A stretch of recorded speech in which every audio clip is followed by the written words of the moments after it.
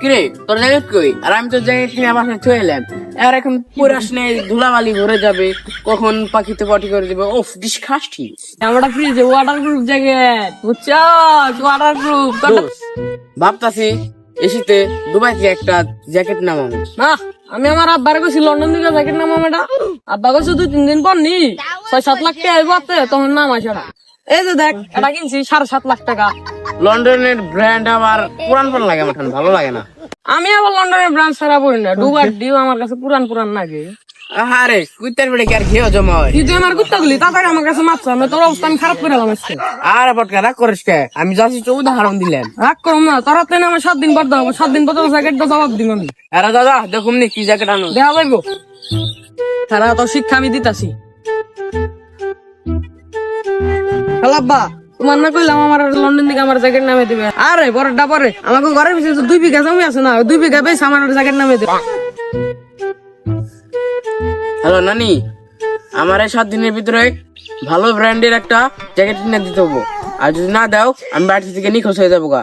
আর যাওয়ার আগে একটা চিঠি লিখে যাবো যে আমার নিখোঁজ হওয়ার কারণ শুধুই তুমি। জ্যাকেট নিয়ে এসে আমার ফোন দিবা, তাছাড়া আমার ফোন দিবা না। এই যে আমি রাখলাম। কিরে তোর জ্যাকেট কই? আর আমি তোর জ্যাকেট কিনে আবার চলে এলাম। আর এখন পুরাস নেই, ধুলাবালি ভরে যাবে, কখন পাখিতে পটি করে দিবে। ওফ, ডিসকাস্টিং।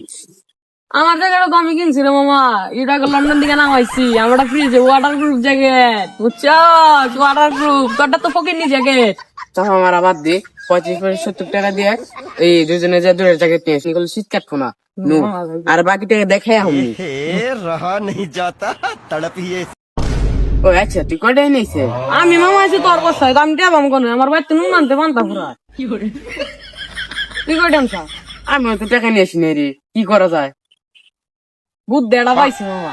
কি? আমার ঘরের পিছে 2 বিঘা জমি আছে, ওটা সেলতে দেখে দালালটা ধরে কেলে। আমার চিনা পরিচিত তো একটা দালাল আছে, তাই আর বাড়িতে যাই। কি বাচ্চা আমাকে ফোন দিবি তুই? আচ্ছা, ফোন দিবো কেমনি? সবাই তো ফোনও চালায় না। তাহলে কি করো ভাই, নু বাচ্চা যায় স্যার। বাড়িতে যে যাবি সে তো বাড়িতে থাকে না, দালাল মানুষ এদিকে করে এদিকে করে জোর জঙ্গলে পলাছে, মানুষের মার খায়। আচ্ছা নু তাহলে একটা ব্যবস্থা বলি, বাড়ির আশেপাশে আর রেখে পাঠিয়ে দিবি। আমার গেলে তো ধরাই খেয়ে দেবি।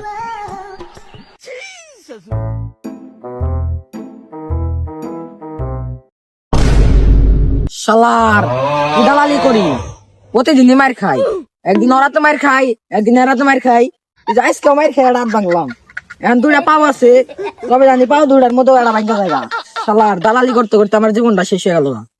ওটা কার হাত ভাঙ্গা বিকার নাকি? আর বেটা ওটাই তো দালাল। উড়ি দালাল।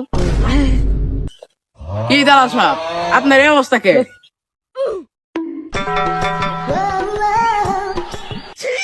আর কইস না রে গাদা, একখানে জায়গা আমার পার গেছিলাম। হ্যাঁ গো মধ্যে নাড়াই লাগে আমার রাত পাও ভাঙ্গা দিছে, ইচ্ছা আমার মারছে। এখন কি করুম, মার গেছেন তোর কিছু করার নাই।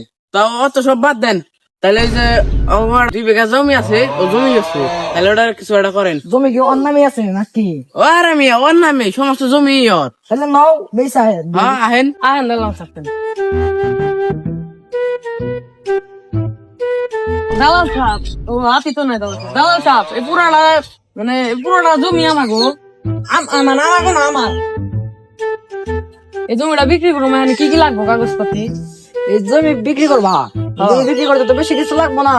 মনে করলাম যার নামে জমি আছে, মানে রেজিস্টার করা আছে যার নামে, এর একটা সাইন লাগবো। আর আমি তো যা ভাবতেছি ওই জমিটা তো তুমি বাইতে পদে বেচতেছি। रहा नहीं ও দালাল সাহেব, এই জমি যে বেচতেছে কি জানান না, আমার বাড়ির লোকেরা জানানোর দরকার নাই বুঝছেন। তোমার বাড়ির লোক জানাম না, তোমার বাপের তো ওই জমি বেচতে, মানে তোমার বাপের একটা সাইন লাগবো। এই সাইনটা তুমি পাইবা তুমি। ভালো সাইন তো নাই দালাল সাহেব। যাবা করে সাইন আনুমনি, আমি আপনি জমি বেচেন? জমি এটা বেচা হয়ে গেছে।